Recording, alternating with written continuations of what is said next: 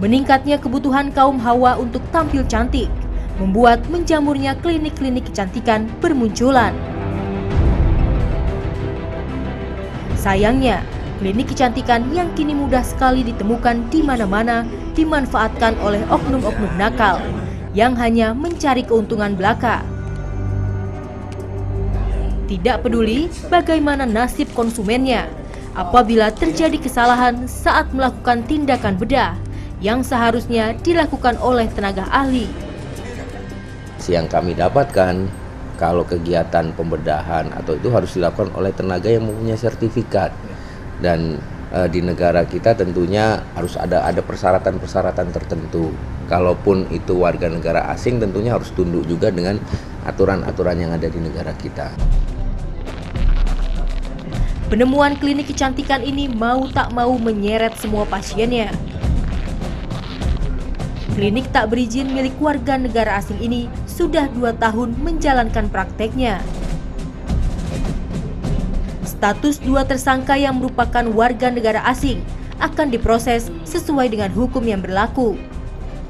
Kalau memang tidak ada pelanggaran hukum pidana, ya tentunya kita bisa langsung menyerahkan ke imigrasi untuk dilakukan deportasi. Tapi kalau ada pelanggaran hukum pidana, tentunya dia harus mempertanggungjawabkan hukum pidananya dulu di Indonesia. Nah, baru setelah selesai, nanti kita serahkan ke imigrasi. Nah, imigrasilah nanti yang akan menentukan apakah terkait dengan mantan narapidana ini pantas untuk dideportasi atau memang dilakukan pembinaan dan sebagainya. Nah, itu kewenangan dari imigrasi. Tapi pertanggungjawaban hukum, kalau dia melakukan pelanggaran hukum ya harus dipertanggungjawabkan dulu. Selama 2 tahun, klinik ini cukup populer di kalangan masyarakat, bahkan hingga kalangan publik figur. Ivan Gunawan salah satunya. Seorang desainer yang juga sering mengisi dunia hiburan televisi, harus berurusan dengan kepolisian. Dirinya harus menjalani pemeriksaan sebagai saksi di Mapolres Jakarta Utara terkait dengan klinik kecantikan ilegal. Setelah hampir 3 jam diperiksa polisi, Ivan Gunawan mengaku pernah melakukan operasi untuk kelopak mata tahun 2006 silam.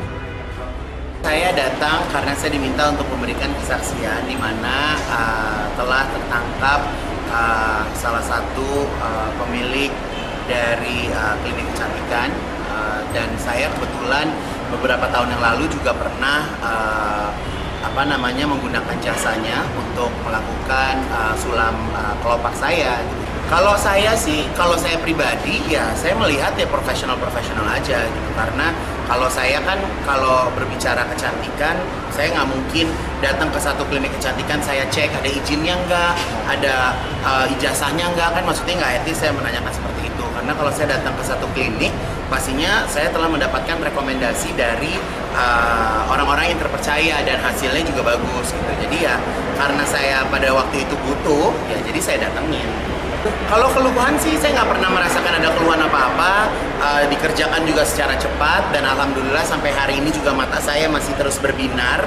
Nggak pernah saya ngerasa sakit mata, nggak pernah ada keluhan apa-apa gitu. Jadi ya kalau dilihat dari profesional ya orang itu profesional banget gitu. Tapi ya ternyata memang beliau tidak memiliki izin praktek dan beliau juga bukan dokter. Kami mencoba untuk memeriksa kembali para saksi, utama dari para customer yang sudah melakukan tindakan medis di lokasi tersebut.